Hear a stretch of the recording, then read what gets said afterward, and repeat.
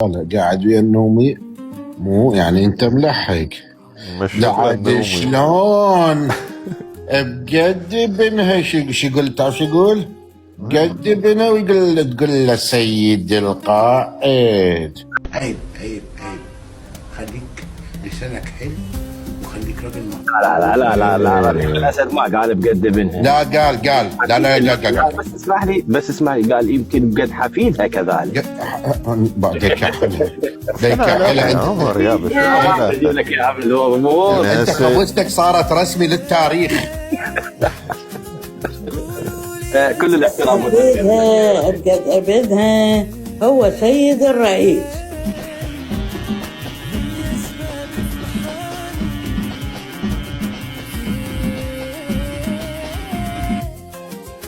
ناقشنا بيها ست فاطمه، انا والرفيق ويليام وطرح خوش معلومه. ايش قال ويليام؟ قال السيد الرئيس القائد صدام حسين الله يرحمه من استلم منصب الحكم ايش قد كان عمره؟ تقريبا بالأربعينات. ما كانوا ناس اكو اكبر منه تحديدا 42 سنه. اي ما كان اكو اكبر منه. بلي كان يقولوا له سياده الرئيس سيد الرئيس، مو على مستوى من الضباط والاعضاء فرق يعني وخالي منهم الله يرحمه. والمثل هو هي بس لم تضرب ولا تقاس، لكن الله يرحمه الفريق عبد الجبار شنشل هو اول ضابط في الجيش العراقي. الله يرحمه. كان يقول له سيد الرئيس. يعني هي مو بالعمر، هي بالعطاء بالعمل يعني عيديه وخلها بحلقكم بعد شي يخلي لكم بعد.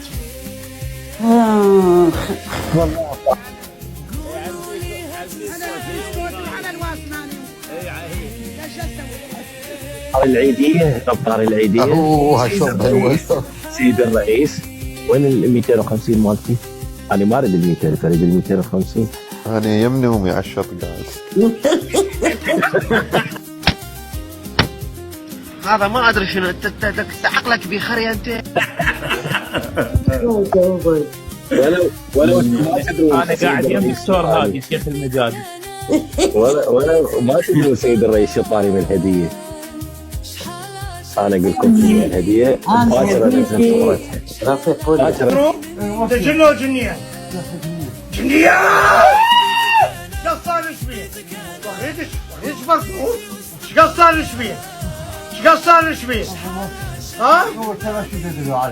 نزل صورتها بالحساب مالي.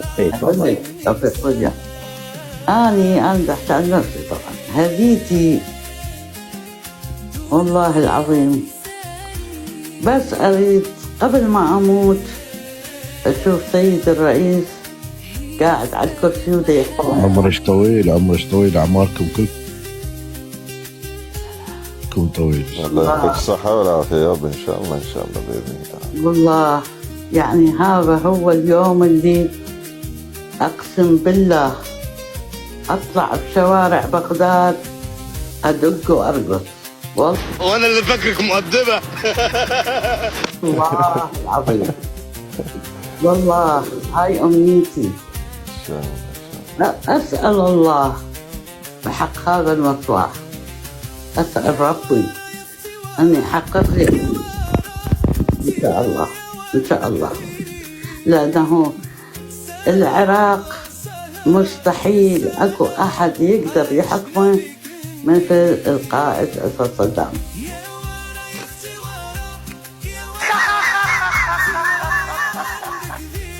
لأنه هذا الرجل من جميع الجوانب، يعني من كل الجوانب.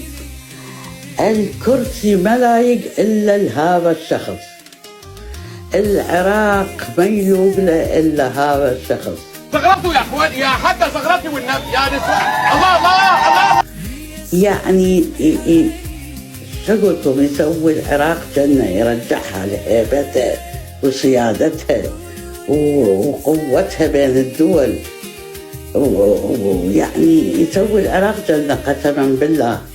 يعني كل ما أسمع حس هذا الرجل وهيبته. الأخلاق وسط، يعني لا تزودونها من عيد تنزل وسط، خلوها وسط. والكاريزما مالته. دا شوف قدامي ابويا الشهيد البطل صدام حسين. منين شي براسي، منين دم. والله العظيم الله يرحمه ويرحم والديش. فلذلك اقول للشعب العراقي اصحوا يا شعب، يا ناس، يا عالم، افهموا العراق مو اي واحد يحكمه. العراق يراد له واحد قوي صاحب هيبة، يعني مو اي واحد يجي حكمه، لا لا لا لا، يراد له واحد اخو خيته يلزمه بحيث يعرف شلون يمشي هذا الشعب، وخاصة شعبنا العراقي. عيوني صدق الله، يراد له واحد قوي بويا، مو اي واحد يجي يلزمه. طبق مقولة النظافة من الإيمان، بس النظافة نظافة بشرية. ايه طب يلا بقى اتكل على الله عشان الليله دي تعدي على خير. تنس هاي أهم شيء. هاي عارف مو النظافة مال البلدية مال أمانة بغداد، لا، صدق النظافة البشرية. ايه هاي أهم شيء. لكل بداية نهاية ان شاء الله. لكل نهاية أساسها بداية.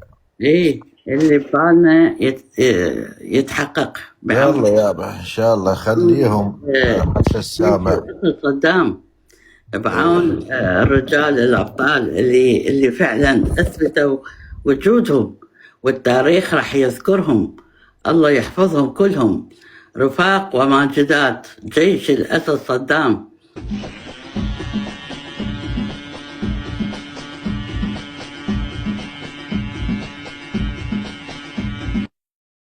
أنا أفتخر بيهم ودائما أقولها، وفعلا فعلا من كل قلبي دا أقولها. أفتخر بجيش الأسد صدام، وأفتخر بقائدي وسيد الرئيس أسد صدام، لأنه هو الوحيد اللي جمعنا على حب الوطن من جد وجديد، وحقق لنا أملنا. يعني أنا واحدة من العراقيين كنت يأسة قسما بالله، من 2003 أنا يأست خلص، قلت راح العراق. أطري كلمة ودي أقولها بس يقال، لا صعبة هذه، لو قلتها راح أنسجن، خليني ساكت. بس من شفت هذا الرجل العظيم القائد أسد صدام أحياني من جديد، خلى الأمل بقلبي، رجع لي العراق القديم بصوته هذا، بشخصيته هذه. رجعت 40 سنة لورا، والله العظيم رجعت 40 سنة لورا. الله شلون كان العراق، شلون كان. فلذلك دا أحث الشعب العراقي أنه هاي الفرصة ما يفوتوها، اطلعوا اهتفوا بتحرير العراق وباسم القائد أسد صدام، حتى نقدر نواجه أمريكا وغير أمريكا. انتوا ايه واحنا مين ودول ايه ودول ايه؟ انا تعبان، انا من دي قوتنا احنا، الله يعطينا القوة، الله يكون معانا. إذا الشعب العراقي توحد، ما علي بذولاك، علي بالوطنيين، ويطلعون ويهتفون باسم القائد أسد صدام، قسما بالله يتحرر العراق. هاي رسالتي لكم.